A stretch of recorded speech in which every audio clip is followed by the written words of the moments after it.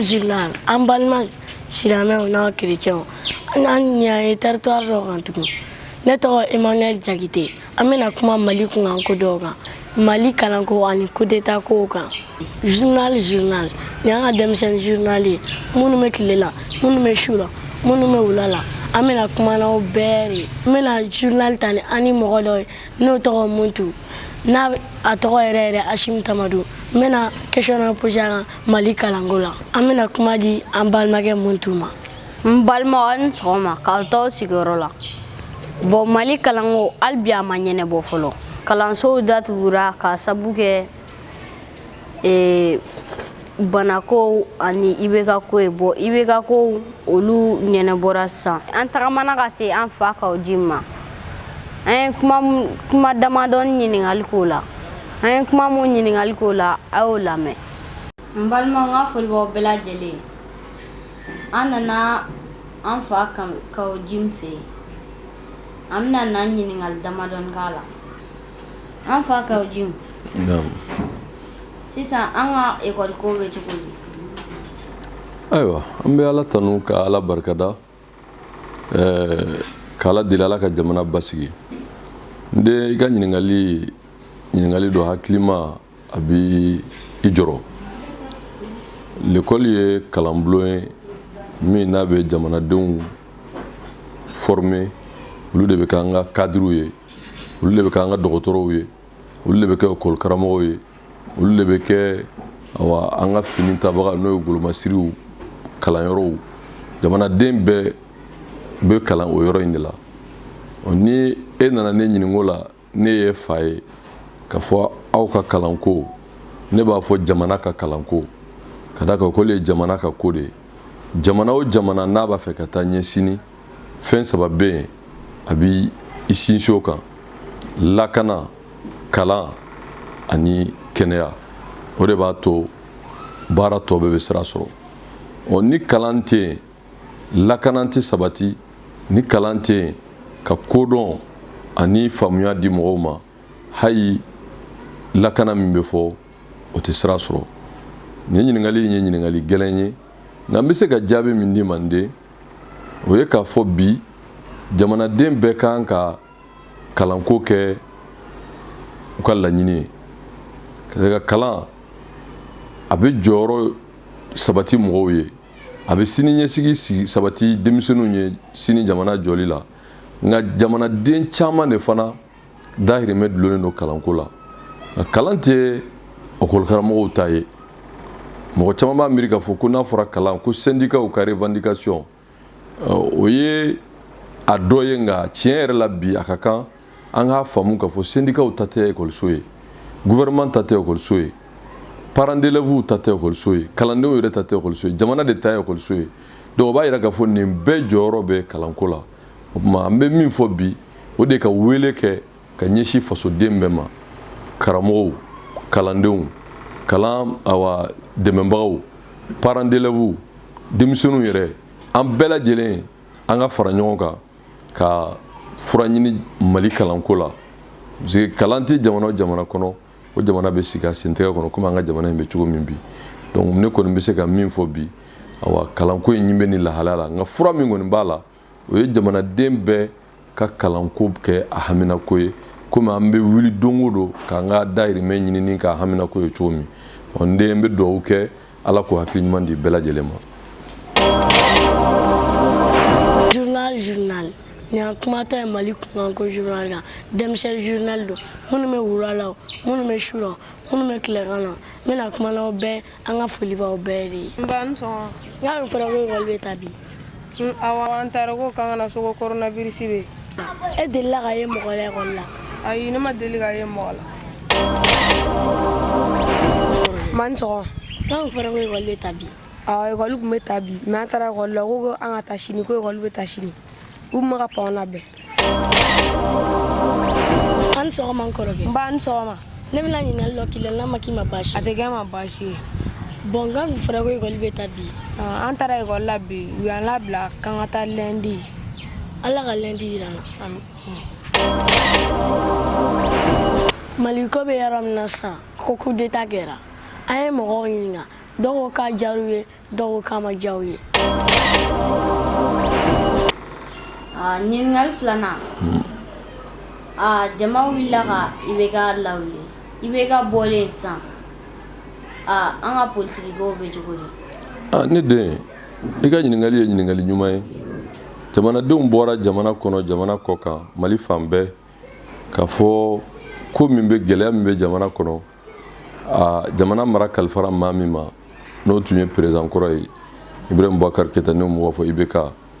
Jamanadenw kɔni Ala ka dɛmɛ kɔnɔ wulikajɔ kɛra bɛɛ lajɛlen ka cɛsiri b'a la o nana kuncɛ a bɛ fanga bila cogo la bɛɛ bɛ min dɔn an tɛna wɔlɔli ko la nka bɛɛ bɛ k'i yɛrɛ ɲininka IBK tali yala jamana bɛna yɛrɛ sɔrɔ cogo di ni ɲininkali kan ka jaabi a bɛ fɔ min ma ko camancɛ fanga o ye fanga min ni gɛlɛya b'a la diɲɛ kɔnɔ ka sanga ni diɲɛ yɛrɛ taabolo ye gɛlɛya b'a la hali jamana yɛrɛ kɔnɔ parce que ɲininkali bɛ kɛ k'a fɔ karisa bɛ bila ɲɛfɛ ni danaya jumɛn ye karisa da bɛ don a la ni hakilila jumɛn ye ne bolo bi bɛɛ lajɛlen jamanaden bɛɛ kan k'i bolo di ɲɔgɔn ma ka jamana camancɛ fanga k'o latɛmɛ a bɛ komi n'a fɔ misaliya la ni fɛn b'aw bolo fɛn min bɛɛ mago b'a la nka fo ba ka tigɛ n'a ye aw bɛɛ bɛ ɲinɛ aw yɛrɛ kɔ fɛn bɛ se ka ba sago cogo min na bi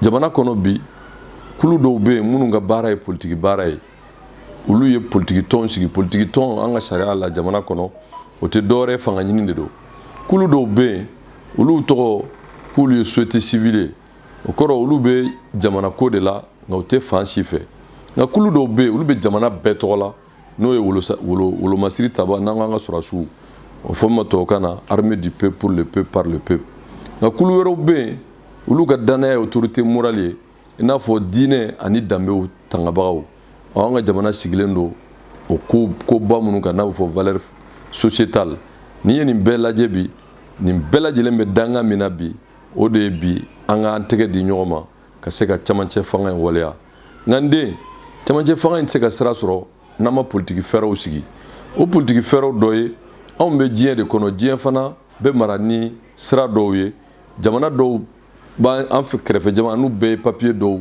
bolo nɔ bila o la n'a bɛ fɔ o ma ko CEDEAO o protocole la coup d'état haramunen don nka mɔgɔw y'a ɲini k'a fɔ ko Mali ta ye coup d'état ye o ɲɔgɔn sama sariya fɛ o bɛ se k'a fɔ nka jamanadenw ka wulikajɔ tɛ coup d'état ye nka o n'a ta bɛɛ an b'a fɔ jajiri fasa dɔ kɛr'o la an bɛ mun kɛ ka sanga ni diɲɛ ka kuma ye k'a sɔrɔ an yɛrɛ ka jamana ka laɲini bɛ sɔrɔ a kɔnɔ ne kɔni y'a faamu cogo min na bi min kan ka kɛ o de ye diɲɛ ye kuma minnu fɔ ni anw mago b'o la ka sɔrɔ a bɛ dɔ bɔ an ka jamana gɛrɛndɛ min ɲɛsin don an ka jamana ma nka o gɛrɛndɛ in fana a yɔrɔ dɔw bɛ yen an kan ka kɛ opportunité ye ka jamana dɛmɛ ka taa ɲɛ diɲɛ ko o ko n'a ɲɛsin ma nafa kɔlɔlɔ b'a la nka nafa b'a la IBK binna sira min fɛ démocratie la n'a tun ye jamanadenw lamɛn a tun man ka bi o sira fɛ komi a ma sɔn ka jamanadenw lamɛn Ala y'a latigɛ tan nka an bɛ bɔda min ɲini an yɛrɛ den o ye bi camancɛ fanga in bɛ se ka waleya ni sira saba ye CEDEAO min ni n y'o fɔ olu ye laɲini dɔw fɔ ko n'o kɛra k'u bɛ jɛn ka sanction wuli n'o ye k'a fɔ camancɛ fanga mɔgɔ ka sigi président de transition n'o bɛ komi n'a fɔ chef de l'État n'a bɛ se k'o baaraw waleya o ka kɛ civil ye premier ministre fana o ka kɛ civil ye feuille de route ka kɛ san kelen kɔnɔ élection ka kɛ ni yan'o cɛ olu bɛ gɛrɛndɛw wuli n'i ye nin kumamugu ta k'a lajɛ fila b'a la o kɔni mɔgɔ tɛ sɔli ko la o sabanan min b'a la o de kan ka lajɛ ni ji ɲɛma jɔlen mɔgɔ ka sigi bɛɛ ka danaya bɛ maa min kan n'o ye jamanadenw ye ka sɔrɔ civil don o kɔni bɛɛ kan ka sɔn o ma filanan min premier ministre ka kɛ civil o b'a jira k'a fɔ sɔrɔdasi tɛ se ka siga tɛ se ka kɛ sɔrɔdasi la k'a fɔ a b'a ɲini ka fanga minɛ sɔrɔdasiw fana ka ye ko in na o ye wajibi de ka da u yɛrɛ jɔyɔrɔ min kɛ IBK ka tagali la nka politiki tɔn minnu bɛ yen minnu ka baara tun ye ka IBK lafasa fo IBK binna olu jɔyɔrɔ bɛ na kɛ mun ye transition o ɲininkali kan ka kɛ yala jɔyɔrɔ kan ka d'u ma jɔyɔrɔ man ka d'u ma dɔw fana tun ye politiki tɔn ye olu b'u sen fila sen kelen tagama la tuma dɔ la u sen kelen bɛ IBK nɔfɛ tuma dɔ la u b'a fɔ k'u sen kelen tɛ IBK kɔ ko olu ye camancɛ ye ani minnu yɛrɛ wulila tiɲɛ yɛrɛ la anw yɛrɛ b'o la n'o ye M5RFP anw bɛ SEMASI kɔnɔ n'o ye coordination mouvement association n'o ye Mame Diko ka kulu ye an ni politique tɔnw farala ɲɔgɔn kan ani syndicats k'a fɔ IBK tiɲɛ yɛrɛ la a tɛ se jamana kɔrɔ a ka fanga bila o kɛra à visage découvert olu fana jɔyɔrɔ kan ka bonya ni wulikajɔ min n'o ye cɛmancɛ fanga ye nka o kelen tɛ donc n ka faamuya la maliyɛn minnu fana bɛ jamana kɔ kan u ye jija ni cɛsiri caman kɛ u ka fɔ komi maliyɛn minnu bɛ jamana kɔnɔ nin bɛɛ lajɛlen jɔyɔrɔ b'a la o tuma bi nin bɛɛ k'i yɛrɛ ye cɛmancɛ fanga n'a bɛ fɔ inclusivité tubabukan na o kan ka kɛ nka critère minnu kan ka k'a la ni bɛn kɛr'o kan ne hakili la ni maliyɛn bɛɛ y'i tɛgɛ di ɲɔgɔn ma k'a fɔ cɛmancɛ fanga t'a dama fanga ye dɛ transition kɔrɔ ye komi transit i nana mɔgɔ min b'a fɛ misaliya la i bɔra Bamako i b'a fɛ ka taa Amérique avion jɔra Faransi heure 2 o labɛn minnu bɛ kɛ o de bɛ komi n'a fɔ transition donc anw kan ka an bolo di ɲɔgɔn ma jamana lakanani kosɔn parce que maaw bɛ jamana kɔnɔ olu ŋaniya man ɲi olu nana bi jamana kan n'a fɔ terrorisiw mɔgɔ dɔw bɛ yen olu yɛrɛ ka baara de tiɲɛni ye mɔgɔ dɔw bɛ yen olu bɛ fɛ ka awa ko in kɛ awa tɔnɔbɔ sira ye donc bi jamanadenw mana teliya ka bɛn a kan danaya bɛ maa min kan a ma deli ka ye tiɲɛni na a ma jamana nafolo suɲɛ a ma ye yuruku-yuruku la a ma janga woloki kɛ ka transition kalifaw ma ne ka faamuya la ka sɔrɔdasiw minnu n'o ye CNSP ye olu ka maadenw ka k'a dangan ye gouvernement fana ka sigi premier ministre ka kɛ civil ye poste minnu bɛ yen n'o ye défense ye n'o ye sécurité ye fo ka taa se administration territoriale ma o ka di sɔrɔdasiw ma a n'o kɛra maa minnu fana bɛ yen ni danaya b'u kan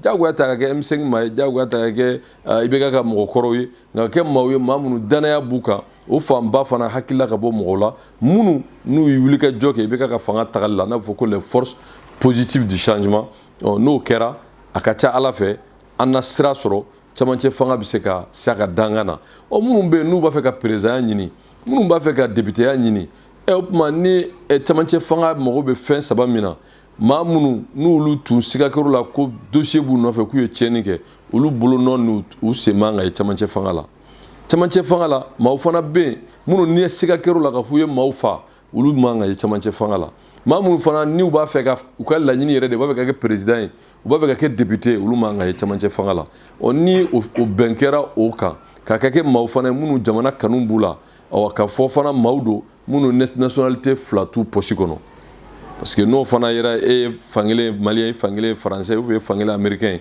n'a ɲagamina dɔrɔn i bɛ papier dɔ in labɔ parce que an ka jamana gɛlɛya fana o b'a la ni o kɔni sabatira n den a ka ca Ala fɛ cɛmancɛ fanga a bɛ sira sɔrɔ an bɛ Ala deli Ala ka cɛmancɛ fanga kɛ jamanadenw ka laɲini ye. N balimaw n ka foli b'aw bɛɛ lajɛlen an mago bɛ Mali ɲuman de la. Voilà bon ne bolo nin tɛ coup d'état ye parce que ne bolo nin ye la main de Dieu de moi j'appelle ça la main de Dieu Mali in tun bɛ cogoya min na dogolen tun tɛ mɔgɔ la an bɛ ka taa bolo min kan n'an kun jɔra tan cogoya la n'an kun continuera tan kan avenir kun tɛ yen tuguni quoi l'avenir était très sombre sinon pour ne pas dire que jamana in na faamaw tun bɛ to faamaya la fantanw bɛ to fantanya la et en ce moment ça deviendra plus grave que le Ghana au passé donc Dieu nous a sauvés avec une chance de relancer le pays. Donc, on ne se faire et on veut maintenant qu'il fasse très très attention. Très très attention, ça veut dire quoi? Qu'il n'oublie pas que c'est le peuple qui a demandé un changement. Et quand il y a eu le changement, qu'il n'oublie jamais ce peuple-là. Ce peuple, c'est qui? Ceux qui ont osé dire non quand ça ne va pas. Donc, je dirais ceux qui ont porté le flambeau à aucun moment. Le Mali est composé de groupes de personnes. Il y a beaucoup de majorités. Il y a des gens qui vont se dire il y a des majorités, il y a maintenant. Mais il y a donc à fond, nous avons carrière à fond quand même. Mamina a gagné la sort avec double. N'a mis un ola bico fanga be moko bolo fanga be moko kura mo ne ba funu kana nyol loko. O e kangari follow. U kana jo a jamana first parce que jama mundo olu de sera ka oser. Ka moko ka haral bolfo. Donc on va demander à tout un chacun. C'est-à-dire le Mali a besoin maintenant d'un nouveau Malien. Parce que à kokun tara tabolo donc en femme be habitude ça ni comment changer ou non fait. Il a pas mais qui quand quoi. C'est-à-dire les gens étaient habitués tellement toro la ka saka donc pour que ka se ka do soro fi kunga ou tafo. donc ni y'u ta fɔ ou bien ni ma tugu kɔ ou bien ni ma k'u ta ye i kun t'a sɔrɔ bon ni ko kɛra ten bɛɛ kun kɛra ten an bɛɛ jogo tiɲɛna ka t'o sens fɛ donc changement ne serait pas en un seul coup mais on aurait besoin de quelqu'un le porte-drapeau bɛna di mɔgɔ ma o de kan k'an sama ka se o kan parce que n'ale y'a yira k'a tɛ sɔn a ma a ka jamana kɔnɔ nin tɛ kɛ a tɛ kɛ o donc an mago b'o mɔgɔ de la an mago bɛ mɔgɔ la mɔgɔ min tɛna sɔn tuguni an ka segin kunun ɲɔgɔnna ma an ka kɛ i b'a fɔ fɔlɔ donc ale yɛrɛ b'a daminɛ fɔlɔ ka tila k'an bila a la diyagoya n'o kɛra a tɔ bɛ nɔgɔya quoi mɔgɔ bɛ se k'a kɛ dɛ mais n'i m'a bila a la n'i m'a yira an n'an t'a kɛ donc on aurait besoin d'un leader de la personne qui peut oser changer ce pays là mais à commencer par lui-même quand il change et nous fait changer on va changer et le Mali a besoin de ce changement les Maliens sont bons on est compétents il y a la compétence Maliens baissé à Québec on a montré dans la sous-région on dépend du Mali à l'extérieur on dépend du Mali les Maliens sont partout par compétence donc le Mali est doté de gens qui ont de la savoir, qui ont de la compétence à pouvoir élever ce pays-là. Et on peut le faire. Mais il faut que nous fassions pousser à faire. Sinon, il y a un talent. Il y a une normalité.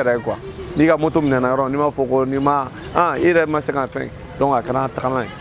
Mais il y a un photo blanche. Alors, il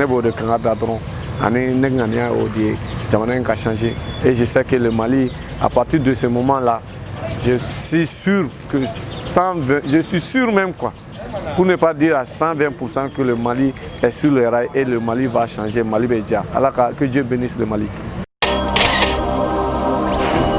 Moi, à mon avis, je pense que le changement est bien et que vraiment il faut que le Mali parte sur de bons pieds. En plus de ça, on avait voulu avoir un changement. Hein, et que c'est au niveau même du comportement même du Malien, pas même des dirigeants. Hein, et nous sommes vraiment très d'accord par ce changement et que ça soit une refondation même du pays parce que tout est à refaire, tout est à refaire. Il faut bannir la corruption, le népotisme, le favoritisme et que le Mali, on a besoin d'un Malien nouveau quoi. C'est ce que je voulais ajouter. Je vous remercie. Allah, évidemment, ne Moro Traoré. Bon, ne akita na mi coup d'état nga. Bon, coup d'état kera président Ibrahim Boubacar Keïta tagara. Bon, ne ba ñini malon fa nga chance di CNRSP mokoma ka transition in fin. Donc, o yere afo cogo mina ko be fe ka bela jele malien bela jele la mais ka je ka transition in fin. Donc, anga u je wona ko bara ina jamana nga bo dingé kono. Ne akilla maliko ina ala ka ko nya adama. Parce que jamana be dingé kono bi be ba don jamana be dingé kono bi. Vraiment ne ko sera ka jamana bo ni dingé kono kadan on est surtout principalement nous les jeunes. Nous sera ka jamana bo dingé kono kadan. Par rapport au changement fene là ou ka lay ka cour constitutionnel ko ladje ka clerc justice ladje voir armée ladje ka santé ladje. Il y a toutes ces réformes qu'on doit changer. Au pays de Kanga Fale. Donc, concernant la transition aussi, en la transition, il y a 3 ans qui restent en haut du militaire ou là-bas. Pour que la législative n'y en a pas préparé. En une année, pour le monde dans les millions, en une année, c'est caché. Pour moi, on a des militaires ou une transition qui a une élection qui manque. Donc, malon dans les millions, on a fait un barakla, on a fait un katakasi. On est à Klinaï. Balma nga foliwari ni anga demsen journal ko folay ni dona na tawla ni ala sonama amina doro ke kayira wala